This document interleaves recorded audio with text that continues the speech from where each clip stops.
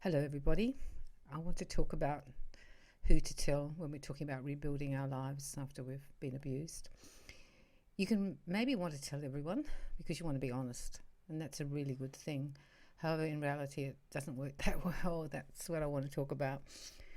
When you either start talking about it or you start remembering, when you start dealing with it, whichever comes first, and you want to start sharing what's really going on in your actual emotional life with people, you need to be very, very mindful that not everyone will want to have that share. I was really shocked, actually.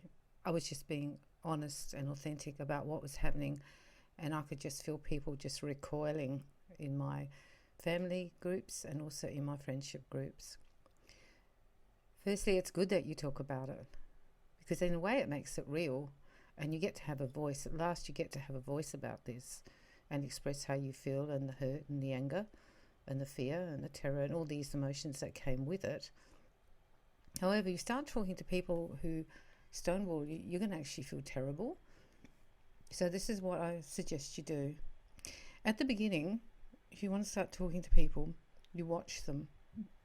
Firstly, if they're not comfortable, they'll tend to lose eye contact with you.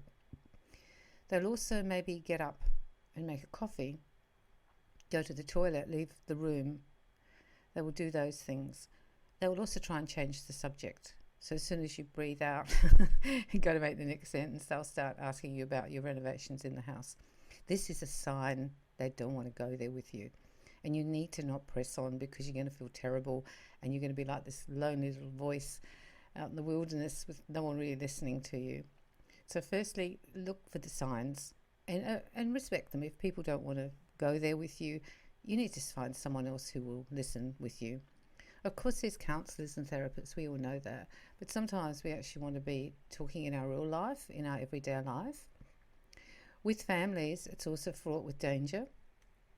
If you are now exposing dad in the family, you will have people who take sides. Some people, abused or not by dad, will emphatically say he didn't do it and they will cut you off. And you've just got to understand that.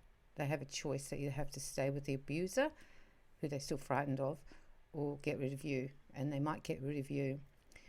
Many people will not believe you either. I had so many people who didn't actually believe me. And because I remembered mine late after the accident, they really didn't believe me. And they would say things to me like, "So have you made it up with your dad yet?"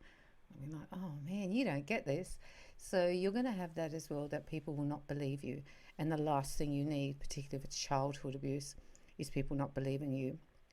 I am sure when you were a child, you tried to tell someone. You tried to tell someone what was happening in your own way. However you did it, you did try and tell someone to get help. And you weren't believed. And now to be an adult and trying to deal with your abuse and not be believed is even worse. If people don't want to hear you and they start giving you the signals, be quiet and talk about curtains or the new car. They are a no-go zone and you're going to feel terrible when you keep going back there and they keep shutting you out. The other thing is that if we just said a minute ago, if you talk to people in the family, don't expect that the talk about abuse when no one was talking about it and everyone was acting like the family was normal will be completely different to the after talk. So in my case, for 6 months, my sister backed me and said to me, of course it happened, and of course it was dad, because I was in complete shock. I couldn't believe it. And she knew, she said, "I just know, just trust me, I know it was him." But as soon as it came out, and it's interesting, the abuser will often sense and he actually brought it up and said, "Are you accusing me of this?" It was like, you've stolen the chocolates. And you're saying, "I didn't steal the chocolates." And you haven't even been talking about chocolates. So they'll often kind of fess up. She jumped ship because he'd done it to her.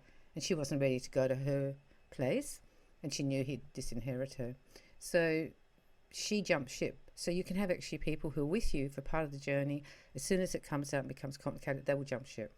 And you might have had this, and it's really, really hurtful. And I was really mad with her too, because I only had her and my father. That's all I had in that actual family, because we'd emigrated. Be very careful with yourself. That's why I'm doing this particular one.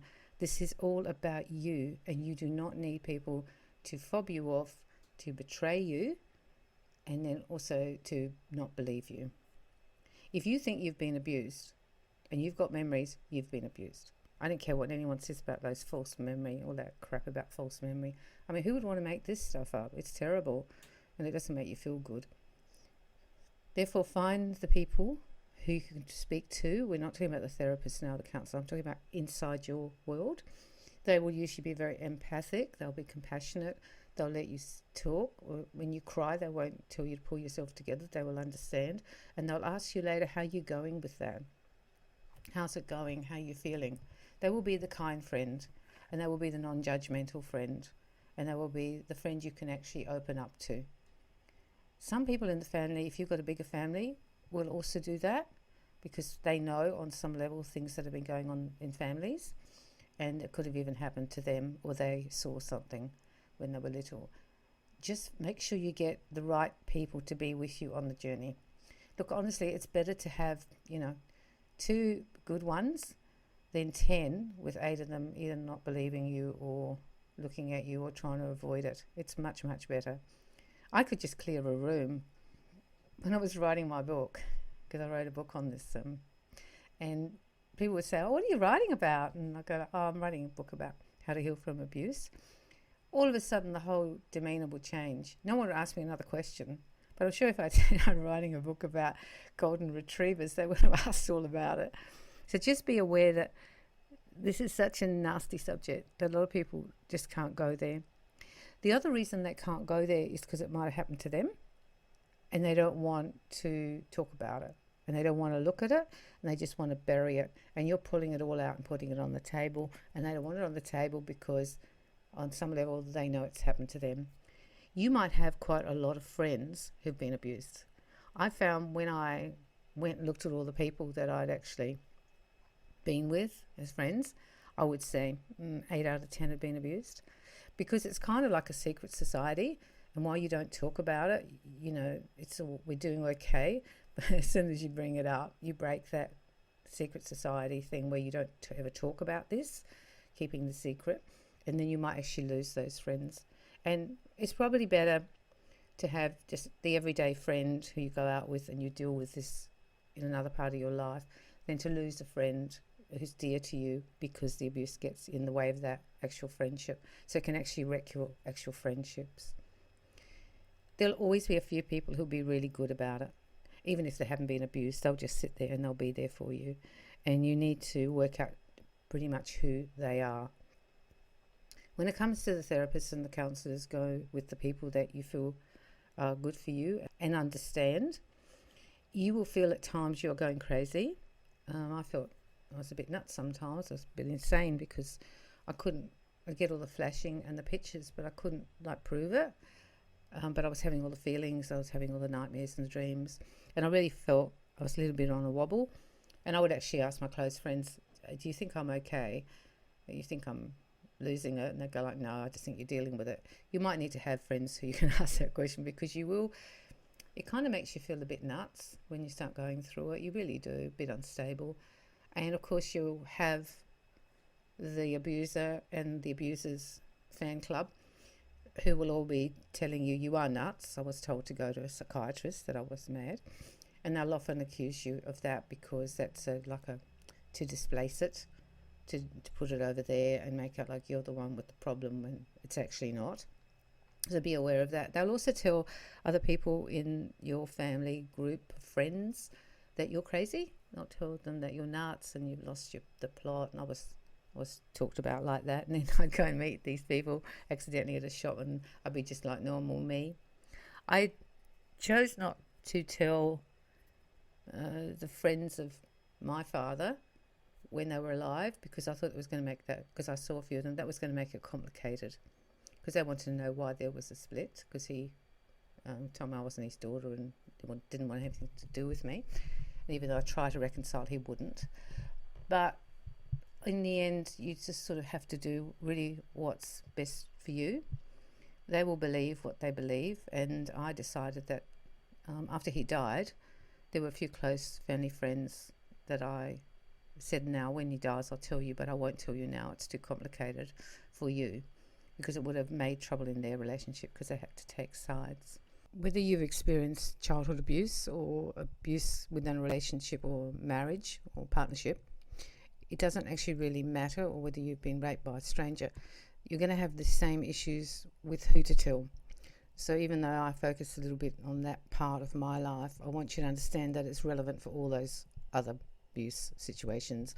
And that's why it's important for you that you understand that people just can't deal with it. And the worse the abuse is, the less they can deal with it. So you have to make choices that are good for you and make you feel okay about it all.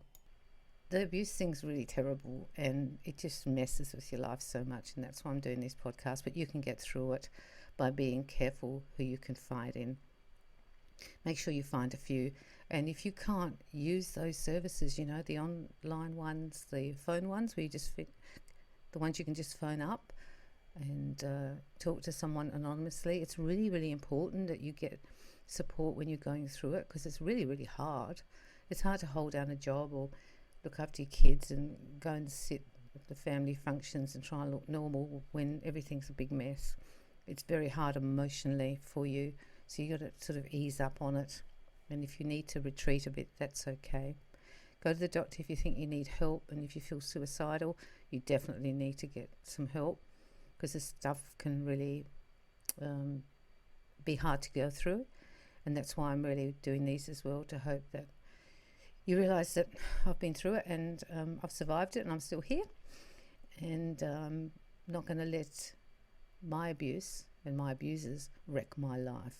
They wrecked it for a while when I was powerless, but no longer. And I want you to get that kind of attitude too. It's kind of like you attitude, and it's probably better than laying down and dying. Okay, have a think about who you talk to. It's really important. I'm sending you lots of love and lots of light and lots of healing.